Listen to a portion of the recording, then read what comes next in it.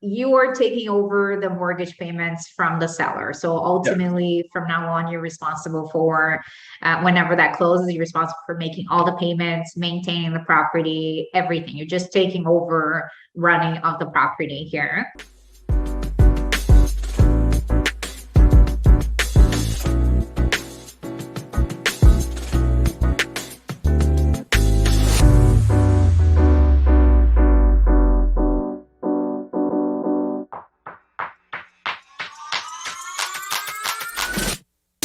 Thank you so much for joining me here. I appreciate it. I'm going to give you the floor first for you to introduce yourself and tell us a little bit about Sandro, and then we'll go from there. Yeah, so this is my bragging moment. Yes, brag away. I am a Brazilian-Canadian real estate investor. Let me correct that. I'm an award-winning real estate investor. I am a public speaker. I am also an author. Yes, we're releasing our book like in December. And with a group of people, so I'm an author as well, and now I'm officially full-time real estate investor. I quit the rat race, or let's better put, I retired my 9 to 5. Married of Spencer, who is 7, and Charlie, who is 4. So those 2 little boys that are one of the reasons why I do what I do. I believe in God. I have a strong Christian faith. I'm a musician, son, brother, I'm a friend. I love it. All those things. Congratulations on your massive growth and expansion. So many conversations come to mind, and it's so cool. One of the coolest things that I like about our community is the opportunity to journey together with each other and see each other grow and expand. So amazing. It's so good to do this with you. Thank you. So I'm going to start diving into some questions. So where we come, into a similar situation is we both do multifamily and apartment buildings. I know you do other things. You do some commercial, you do some other businesses that you have on the go as well. And we very specifically touched upon a new strategy that you learned recently. You told me you went off to Edmonton, I believe, to take a course on assignment for sale. And then you came back and put a couple of properties in the contract using that strategy. So why don't you start by explaining to us what assignment for sale is, and then how you've implemented it? Yeah, so there's some people call rent to own, some people call it assignment for sales, and it's an agreement for sale. So basically, it's taking over the mortgage payments, not taking over the mortgage, not assuming seller's mortgage, but taking over the mortgage payments.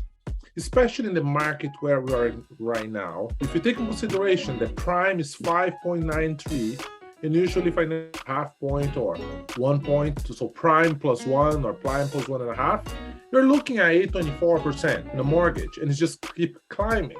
But a lot of people, they bought properties when they had the mortgages at 3%, 3.5%, 4%. So basically what I'm doing now with this strategy that I've learned is connecting and educating agents, educating sellers, that's people around me. And when I ask the question, do you have anyone that you know that are selling their properties and they are motivated? Oh yes, we do. So having this strategy is pretty much the rent to own in steroids. So hypothetically, I actually have a case. I got the text message.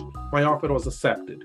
So I'm buying a 4-plex in Ottawa, in the heart of Ottawa. This 4-plex was for sale for 3.25. I made an offer at 2.35, and my offer was 2.5 million. Okay.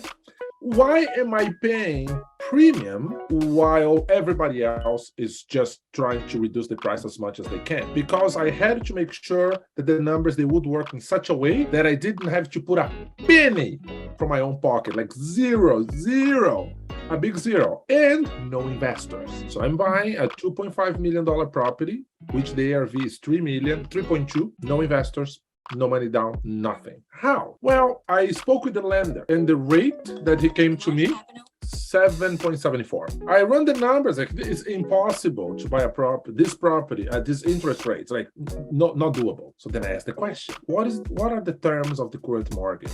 Oh, the seller has a mortgage, 3.39 for 52 months, has 52 months left. Okay, how much equity? So he's selling the property for 2.35, but his mortgage is. So then when I did the numbers at 2.5, my strategy was, let's get the property, we put a line of credit on it at 5%. He will cash out the line of credit, and then you put a second mortgage on it for another 400,000. That 400,000 will service the renovation of, it's not because it's a brand new unit, so the basement unit is just open, so we can finish that and put the fourth unit there. We can pay the realtor so they get their full commission. I get paid because I don't work for free, and we also support the closing costs. And that was literally my offer. And the guy, wow, but how are we going to protect? Well, let's go. So the mortgage is held by BMO. Let's go to Scotiabank.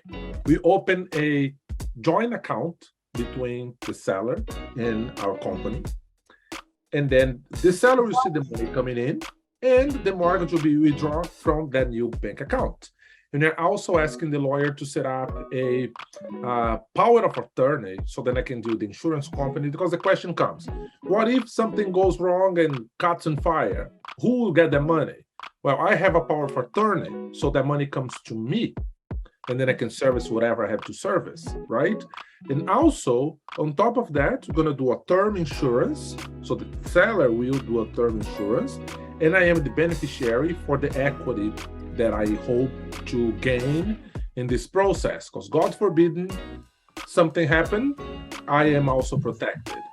Now, of course, the offer is conditional, and it's conditional in getting the second mortgage and just extending the line of credit. But the most difficult part was convincing the seller in signing this paperwork. And why did he sign?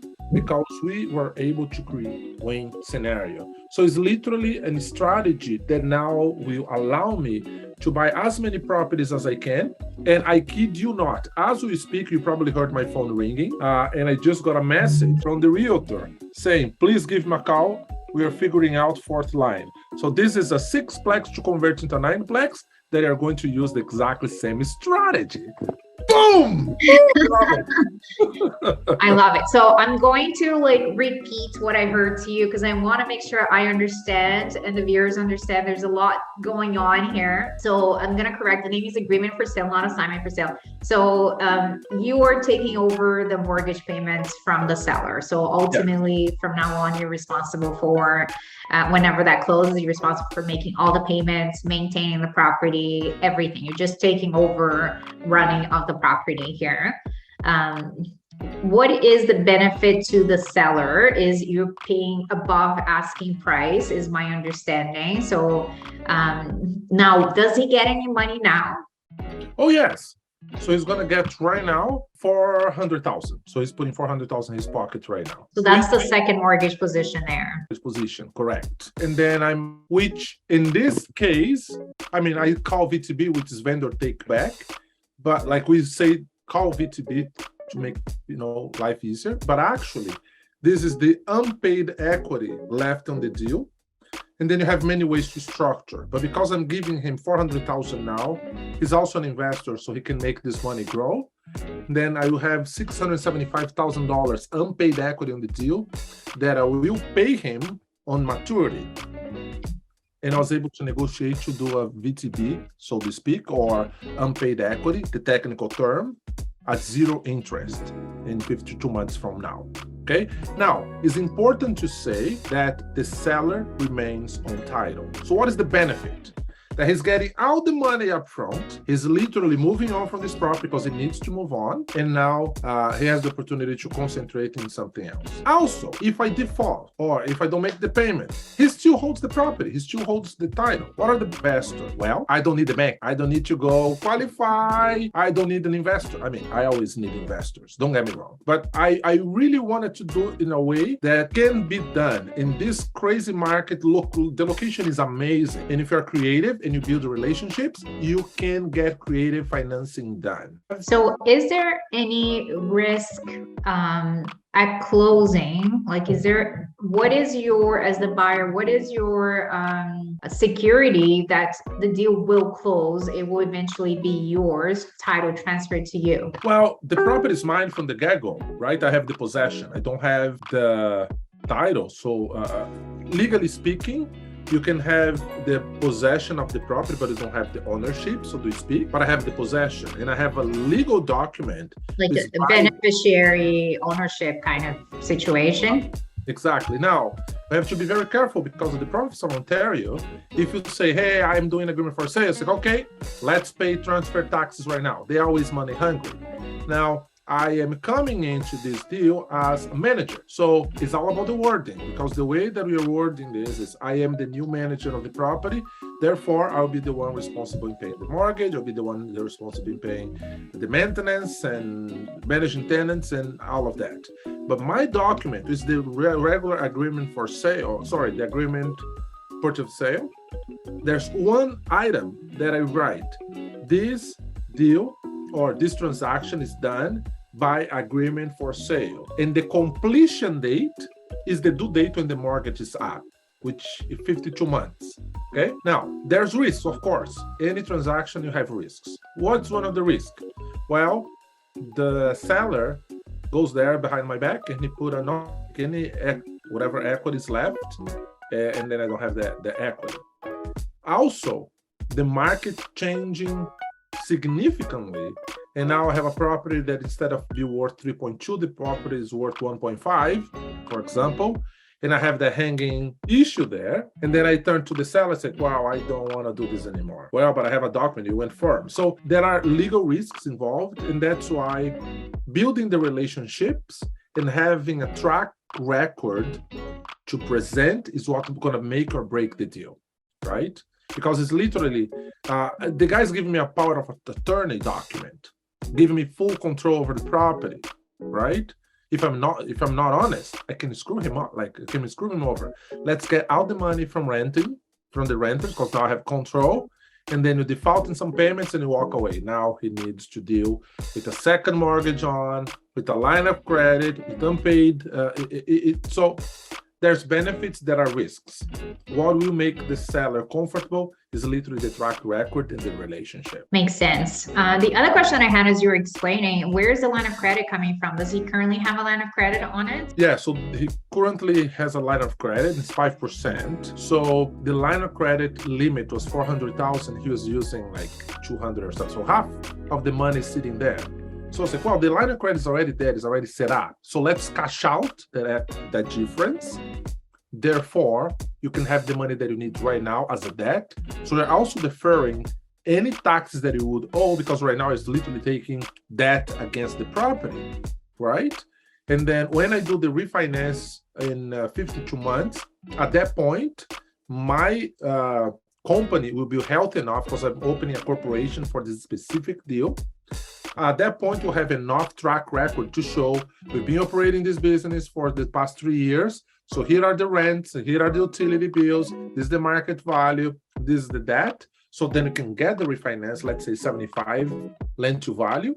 And then at that point, I pay any outstanding difference that the seller would have, but he can defer his payments at this point because he took the money today for something that's going to pay the taxes in 52 months from now, right? So that's sort of the strategy there. Got it. Amazing. That's very creative, and I love that because it provides solution to buyers and sellers, especially in this like changing market, and to be able to keep us moving forward, everybody, and keep transactions happening. Okay, so awesome. Tell me more. Tell me what, in terms of having a second position mortgage on it, are you servicing the line of credit too? And is the cash flow being able to service all the debts? Yeah, so the cash flow is enough to service all the debt. Yeah, yes, it's very rich cash flow. Of course, I had to make some compromises, right? Because when you're doing the underwriting in a regular scenario, then you're charging 10% management fee, and you're charging 3% capex, and you're charging 2% expenditures, and like all of these numbers. When you actually look to the reality, this is a brand new unit. what are the chances? So we gotta to take here in order to make this deal works, right? So then I was thinking, with the team that I put together to make this deal happen, can we manage this property and basically for free? Let's say, well, I don't work for free. Okay, so then we do math. So what is the gross rent? So top unit 3,500 plus, so penthouse is 3,500. So then the second unit is 3,000. Then the first level is 2,700, and the basement unit 2,500. Okay, so I have 11,700 a month. Okay, and property management, this is 1,170. If I do this times 52 months, that's the term. Okay, that's 60,000. So I basically came to my partners and I said, what do you prefer? To get paid 60,000 over 52 months or get $500,000 equity in the same length of time? Wow, I rather have $500,000 in my hands other than the 60,000. Okay, so then is a decision that I can make, that I can manage for free, but I'm just postponing my payments. So it's literally getting creative, even on the way of seeing what are the things that I can do to mitigate that, right? And that's literally the approach we're taking. Also, having the debt, the service, we are not getting paid a penny right now. And then you look to the fundamentals of real estate and you see Ottawa, historically, in the past 40 years, let's take COVID years out of the equation, the double digits appreciation. Let's look, 2019, look back 40 years. That's an average of 5.3% appreciation year over year average. So even if I consider a very conservative 4.5% appreciation, I make more than $500,000 in equity, right, in the same period of time. That's why for me, when I look to the deal with a strategy like that, I show the seller. It's like, listen, worst case scenario, if I don't fulfill my obligation, I literally paying you to increase your net worth. Now, I will make sure that I do the job right because you're getting paid now and I'm not getting paid anything. But you can move on with your life. So I can take possession right now and put my touch here to make sure that this property will perform. That's literally how we made this decision. You know? Very exciting. How did you get a hold of this deal and started negotiations with the seller? Yeah, so I bought another property that we closed 2 months ago, I believe, 2 months ago, yes. And it's all about the relationships, right? One thing that I've noticed, so in Brazil, most people, they are very relational. Here, most people, they are very transactional. So then I'm thinking, well, how can I connect with someone that just want to say, okay, let's get down to business? And I just push back a little bit. Hey, let's talk samba here. Let's talk soccer. I mean, I don't like samba. I don't like soccer. But you know what? Let's just dance with me here a little bit. Let's get to know each other. So what happened was, the 20-unit apartment building that I bought, I went straight to the agent. Say, I know you have this property listed for sale. I am the right buyer for these reasons because that's right into my business model and I want to buy this property. Can you make it happen? And I built the relationship with that agent. It's the agent that brought me that deal. So then I had just to have my work here was to explain the strategy to the agent and show the benefit, show everything. Like this, if it goes right, here's where we are at. If it goes wrong, here's where we are at. But I literally, full disclosure, transparency. We went for lunch to celebrate the 20 unit that we closed and to talk about this deal. He was sold. So then he spoke with the seller and I was literally answering the questions. I drafted out the document. I submitted to my team to make sure that legally everybody covered. And then boom, we got the deal signed last night. Congratulations. Congratulations. Thank you. So I understand there's some components attached to this strategy. One is a existing mortgage that makes sense. So obviously in comparison here, assuming this mortgage, another 54 months of really good interest rate, that's obviously very worth it to the buyer. Second, there's enough equity in the deal because on top of assuming the mortgage, you also don't want to put any money down. So then you're looking at, hey, is there enough equity in the deal? In this case, there's also a line of credit availability, which helps because it's already cash you can very easily take out. Now, because there's enough equity, you're looking at putting a second position mortgage.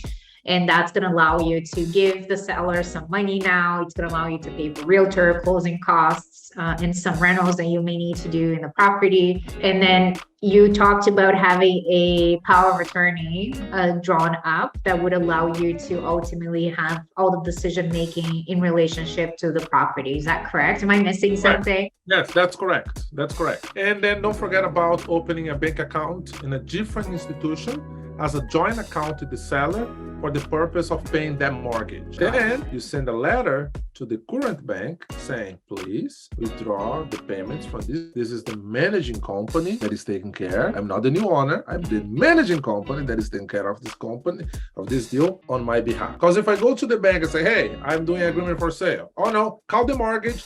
The bank can call the mortgage anytime and then the deal is off. Because if it calls the mortgage, then I have to come up with 1.2 million. So it's all about how you also design the documents. It's literally being creative in the wording, in the way that you position to the seller, to the agent, to the bank, to your investors. So then you're literally creating a win-win scenarios.